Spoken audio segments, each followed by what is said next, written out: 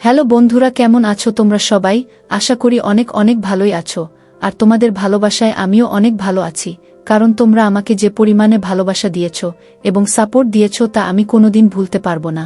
তাই তোমাদেরকে মজা দেওয়ার জন্য আবারও একটি নতুন গল্প নিয়ে হাজির হলাম। গল্পটি শোনার মতো, আশা করি তোমাদের দাঁড়িয়ে যাবে এবং তোমরা হাতের কাজ করতে সবাই হেডফোন নিয়ে বসে যাও। যদি আমার গল্প শুনে মজা পাও তাহলে অবশ্যই আমার চ্যানেলটি সাবস্ক্রাইব করবে। তো চলো বন্ধুরা, আমরা কথা না বাড়িয়ে আসল গল্পে চলে যাই।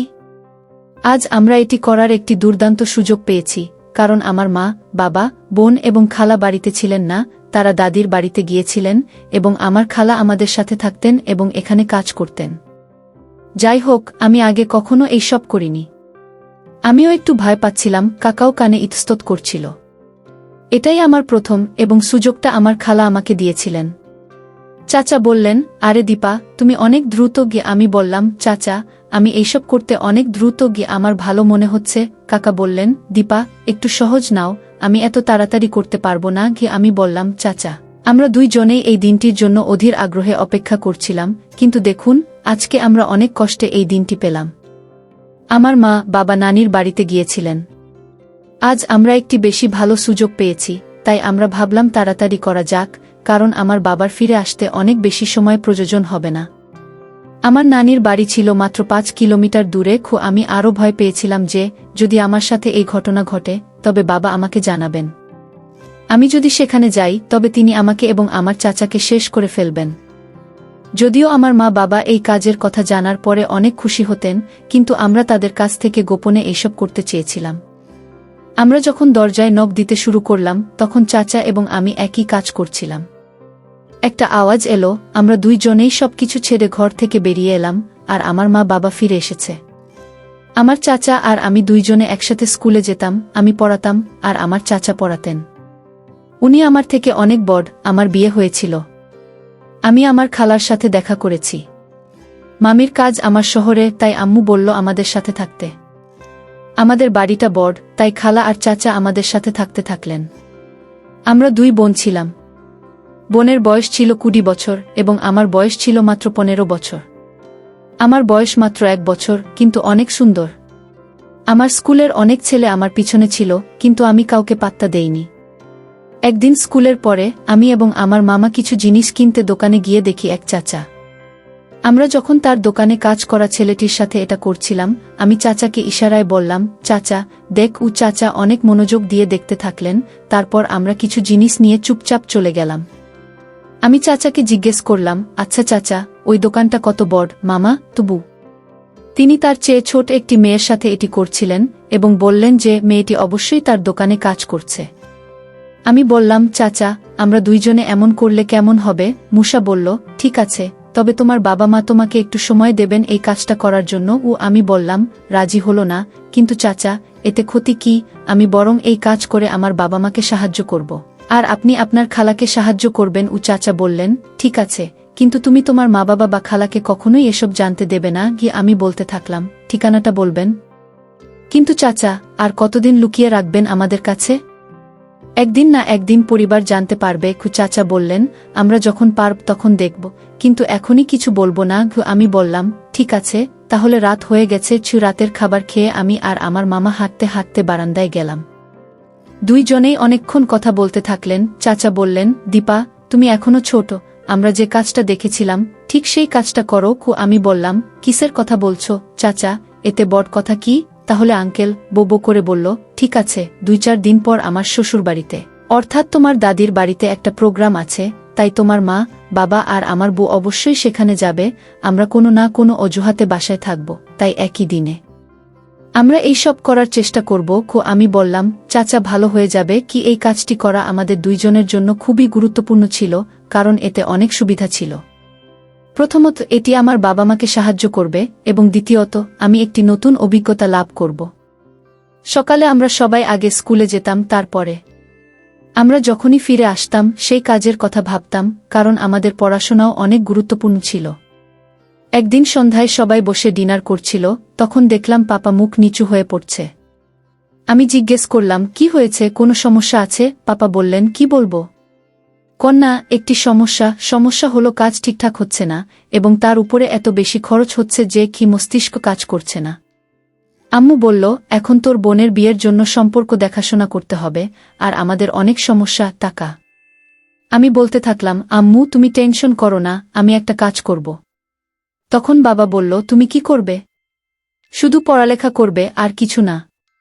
বাবার কথা শুনে আমি ভাবলাম, বাবা আমাদের কথা শুনে এত রেগে যাচ্ছেন, তাহলে তিনি কি জানেন যে আমি যদি মামার সাথে কিছু কাজ করি তাহলে তিনি আরও রাগ করবেন। রাতে আমরা ঘুমাচ্ছিলাম, তাই আমি বললাম, চাচা আমরা কি করছি তা শুনেছেন? বাবা যদি জানতে পারেন তবে তিনি অনেক রাগ করবেন, চান আমি শুধু পড়াশোনা করি। চাচা বললেন, আরেও তো তা, টেনশন নিও না, যখন আমাদের পরিশ্রম সার্থক হবে তখন তোমার মা বাবাও অনেক খুশি হবে। তখন আমি বললাম, ঠিক আছে, তবে কোনো সমস্যা হলে আপনিই ব্যবস্থা নেবেন। চাচা বললেন, হ্যাঁ আমি পরের দিন এটা দেখব মা। বাবা কোথাও যাওয়ার প্রস্তুতি নিচ্ছিলেন। আমি বাইরে এসে আম্মু বলল, আরে দীপা, তাড়াতাড়ি রেডি হয়ে নাও। তুমি কি দাদির বাড়িতে প্রোগ্রামে যেতে চাও না? আম্মুকে বললাম, সবাই যদি দিদিমার কাছে যায় তাহলে বাসায় কে থাকবে? মা বললেন, ঠিক আছে। তারপর কাকাও এলেন এবং বললেন, দ্বিতীয় দীপা একদম ঠিক আছে, আমরা দুইজনেই বাড়িতে থাকি এবং আপনারা সবাই ভাইয়ের সাথে সেখানে যান, কারণ আমাকে কিছু স্কুলের ফাইল প্রস্তুত করতে হবে এবং দীপার পরীক্ষার জন্য। আম্মু বলল, ঠিক আছে, ঘরের যত্ন নেবে। তারপর আম্মু, আব্বু, আপু আর আমার খালা সবাই সেখানে গেলেন। এখন আমরা দুইজনেই অনেক খুশি ছিলাম যে এখন আমরা ভালো করব এবং আমাদের বাধা দেওয়ার কেউ নেই। এখন আমি আর আমার মামা সব কিছু করতে প্রস্তুত। চল প্রস্তুতি নিই। আমি বললাম, চাচা এখন আমরা কোনো চিন্তা ছাড়াই করব। তখন বিকাল ৩টা বাজে। চাচা বললেন, দীপা তুমি গিয়ে বাজার থেকে কিছু জিনিস নিয়ে এসো। আমি বললাম, ঠিক আছে চাচা, কিন্তু আন্টি আমরা কোনো রুমে এইসব করব? চাচা বললেন, পিছনের ঘরটা সব কিছু করার জন্য ঠিক হয়ে যাবে। তারপর ছোলা নিয়ে চাচা যে জিনিসগুলো অর্ডার দিয়েছিলেন সেগুলো আনতে গেলাম। কিছুক্ষণ পর আমি জিনিসপত্র নিয়ে এলাম আর কাকা আমাকে ডেকে বললেন, দেখ দীপা, আমি পিছনের ঘরটা রেডি করে রেখেছি, তুমি সব জিনিস এনেছ? আমি বললাম, চাচা সব পাওয়া গেছে, কিন্তু সেই জিনিস পাওয়া যায়নি। তখন চাচা বললেন, কোনো জিনিসটা পাওয়া গেল না? আমি বললাম, চাচা আপনি 2টি ছাঁচ চেয়েছিলেন, কিন্তু আপনি একটি মাত্র ছাঁচ পেয়েছেন। চাচা বললেন, কোনো সমস্যা নেই, আজ আমরা এই সাইজের ছাঁচ তৈরি করব, তুমি কাল অন্য সাইজের ছাঁচ নিয়ে আসো। আমি মামার সাথে সব মালামাল নিয়ে রুমে ঢুকে ভিতর থেকে ল্যাচ বন্ধ করে দিলাম, তারপর দুইজনে শুরু করলাম। আমি অনেক নক করছিলাম। দ্রুত, আমার চাচা বললেন, আরে আস্তে আস্তে কর, পিছনে কোনো সমস্যা আছে? আমি বললাম, চাচা কোনো সমস্যা হবে না। যেই দিন চাচা ওই ছেলের সাথে দোকানে এটা করছিল আমি অনেক মনোযোগ দিয়ে দেখলাম। আমরা প্রায় 2 ঘন্টা একসাথে ছিলাম। যখন আমরা বেরিয়ে এলাম, চাচা আর আমি ঘামে ভিজে গিয়েছিলাম। চাচা বললেন, আজ আমাদের প্রথম দিন। আপনি ভেবেছিলেন? আমি চাচা বলেছি, আমি অনেক মজা করেছি। এবং আপনি চাচা বললেন, আমি ক্লান্ত, কিন্তু এখন আসুন প্রথমে আমরা একটি দোকান খুলতে পারি যেখানে আমরা আমাদের পণ্য সরবরাহ করতে পারি এবং তারপরে এগিয়ে যাই এবং আমরা পণ্য প্রস্তুত করব। আমি বললাম, ঠিক আছে। তারপর চাচা বললেন, যাও, আমার রুমে একটা তালা রাখা আছে, সেটা নিয়ে এসে এই রুমে রাখো, যাতে আমরা ছাড়া আর কেউ এই ঘরে না আসে, তাহলে আমরা বাসায় একা থাকব। সরাসরি এই রুমে যান এবং এটি করুন। বাজারে গিয়ে একজন দোকানদারের সাথে কথা বললাম।